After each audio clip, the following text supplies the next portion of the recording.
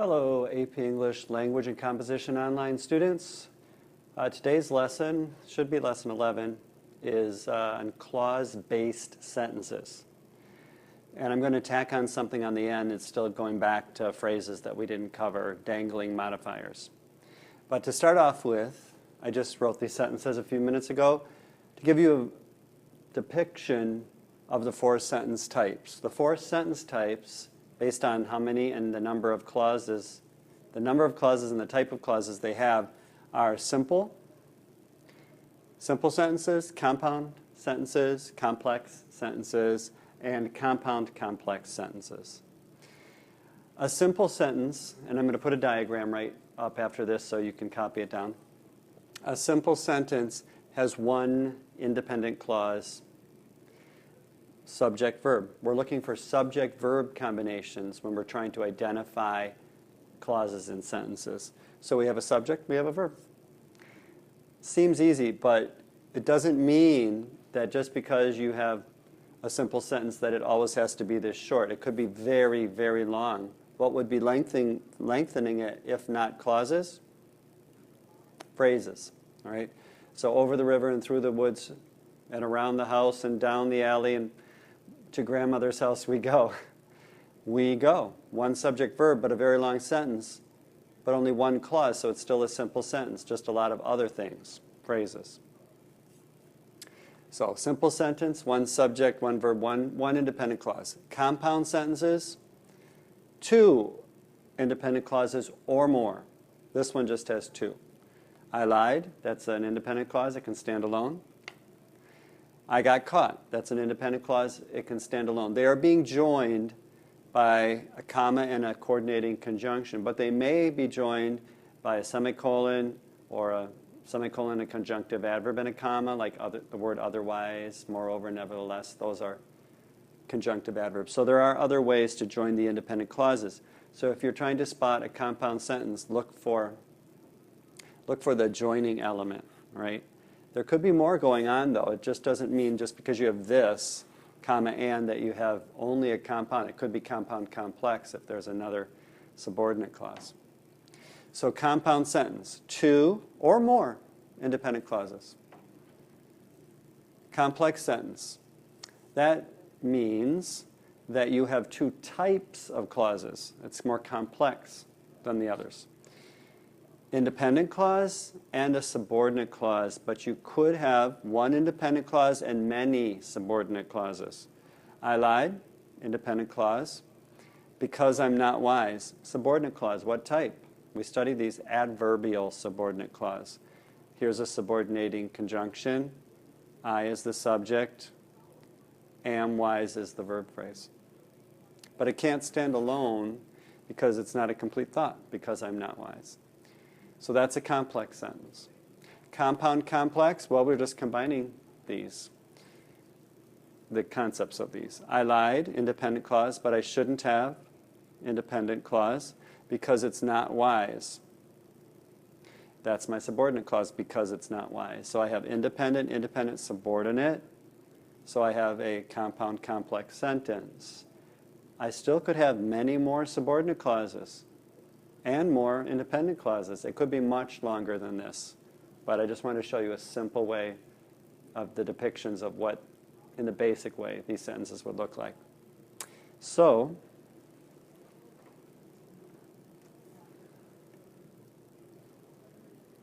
I have a little diagram that might help you. If it does, you can copy it down. So right here, I have the four sentence types. So types should be written up here. And how do we figure them out? Like, how do we identify what type it is? The type of clause and the number of the clauses. So a simple sentence has one independent clause. A compound has two or more, that should be more there, two or more independent clauses. Complex has one independent and one or more subordinates. A compound complex sentence has two or more independent clauses and one or more subordinate clauses. And this is just to show you how in a compound situation you could join the two independent clauses. All right, so that's a little diagram that might help you.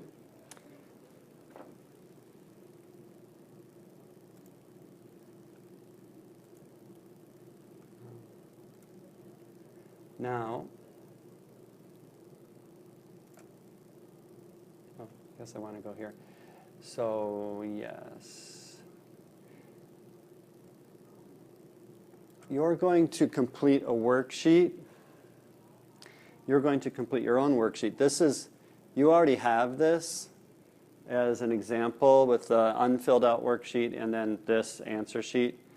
But I'll do a couple of them just so that you can see how you would think through it. Compound, we know that's the answer, but our indication is we have comma and a coordinating conjunction. That helps, but we still need to know for sure what's going on if there aren't subordinate clauses. So I want to look for subject-verb combinations. Poem is my subject. Goes is my verb. All I have are phrases here. Into, about, those start prepositional phrases.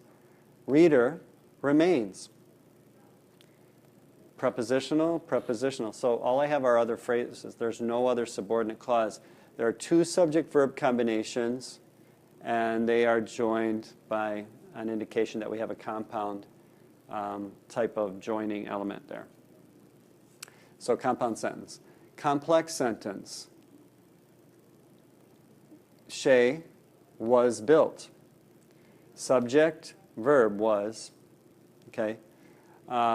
So I have a subject and a verb, and it can stand alone, this clause. That's my independent clause. So that, that's a subordinating conjunction, which begins the subordinate adverbial subordinate clause. It is my subject. Would have is my verb phrase. And this can't stand alone because it starts with a subordinating conjunction. So one independent clause, one subordinate, complex.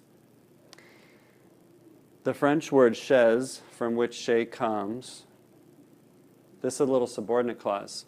Chez comes, but we have this here. We can tell that it can't stand alone because of this relative pronoun. So we have that. We have a little preposition, but so basically it's an adjective clause. Modifying chaise. So we have a little subordinate clause. Word or chaise. Word means, okay? Subject, verb, a two-wheeled carriage. This would be my direct object, carriage. Then we just have phrases here, prepositional, one prepositional phrase. So all I have, well, I have an independent clause and a subordinate. Then I have a comma and, so I know there's another independent coming up. Carriage is my subject. Would be drawn, okay, is my verb phrase. And this is a complete idea. So compound complex sentence. So that does give an indication of all the three more difficult types to spot. Okay?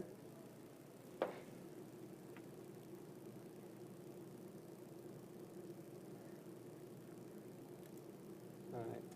So now I want to go over one last thing that I did not have time to put in an earlier lesson, and it's dangling modifiers. Sometimes dangling participles, but not always just participles can be dangling. What does dangling mean in grammatical terms?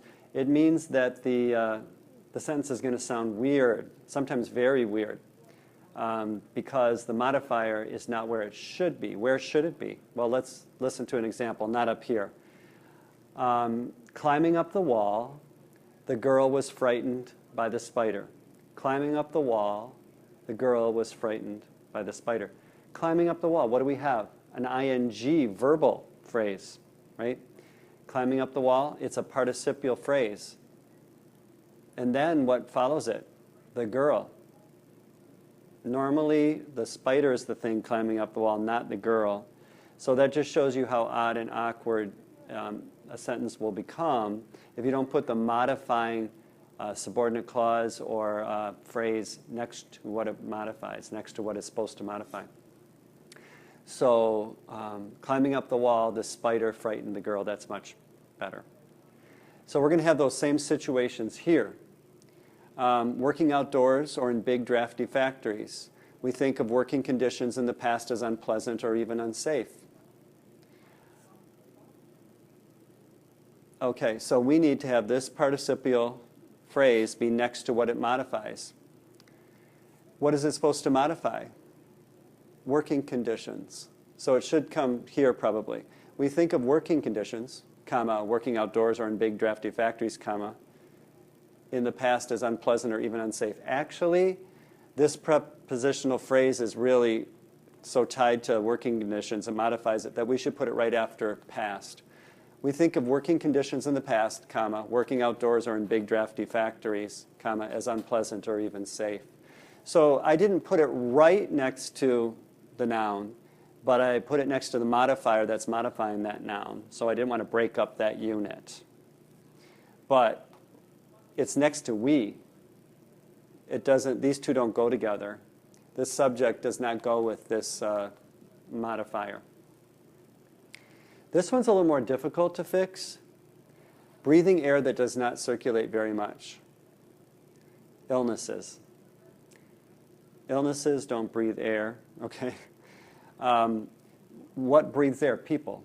So someone would not, I mean, this air is a little more egregious. So people spread illnesses quickly is the idea. So breathing air that does not circulate very much, comma, people spread illnesses quickly is how I would fix that. I want this next to the people who breathe the air. The increased rate of asthma in the United States may be caused by bad air in so-called sick buildings, which has doubled in the last 20 years. These two are participial phrases, so there were dangling participles. This is our modifier here, this subordinate clause, which is probably going to be an adjective clause. But anyway, we need to put it next to what it will modify. Just like last time, we have a prepositional phrase modifying rate. And asthma is modifying rate too. So the increased rate of asthma in the United States, comma, which has doubled in the last 20 years, comma, may be caused by bad air in so-called sick buildings. So that's how you would fix that dangling subordinate clause modifier. And finally,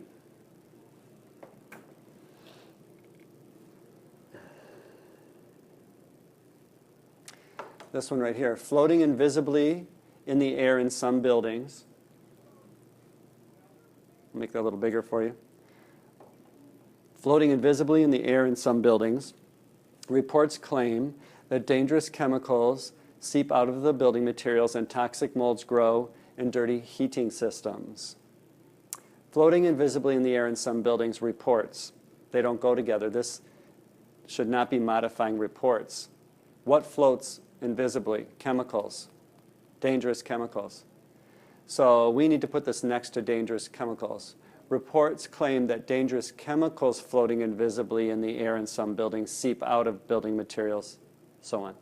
So just to finish off our previous unit on phrases, I wanted to make sure you understood the dangling modifying phrases and subordinate clauses.